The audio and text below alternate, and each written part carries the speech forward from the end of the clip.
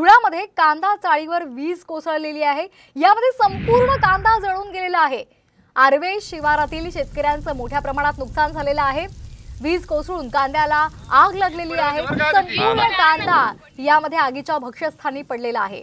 तर आपण ही दृश्य पाहतोय, धुळ्यातली ही दृश्य आहेत। धुळ्यामध्ये कांदा चाळीवर वीज कोसळलेली आहे। यामध्ये संपूर्ण कांदा जळून गेलेला आहे। आरावे शिवारातील शेतकऱ्याचं मोठं नुकसान झालेलं आहे। तर आपण ही दृश्य पाहतोय साम टीव्हीच्या माध्यमातून।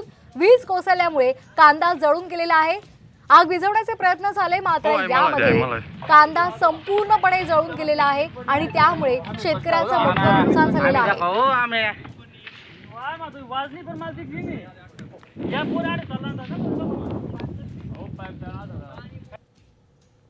या संदर्भात अधिक माहिती घेऊयात आमचे प्रतिनिधी भूषण आहिरे यांच्याकडून। भूषण, धुळ्यामधली आपण ही दृश्य पाहतोय, कांदा चाळीवर वीज कोसळलेली आहे। नेमकं किती नुकसान झालेलं आहे या शेतकऱ्याचं?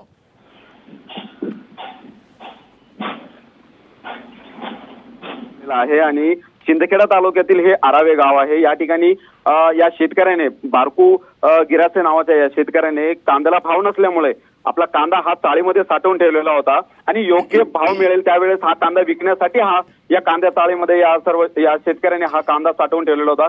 परंतु पाऊस सुरू होण्यापूर्वीच विजांचा कडकडाट सुरू झाला आणि वीज या कांदा चाळीवरती कोसळली आणि त्यानंतर या कांदा चाळीतील संपूर्ण कांदा हा शेतकऱ्याच्या डोळे देखत हा जळून खाक झालेला आहे। आता शेतकऱ्यातर्फे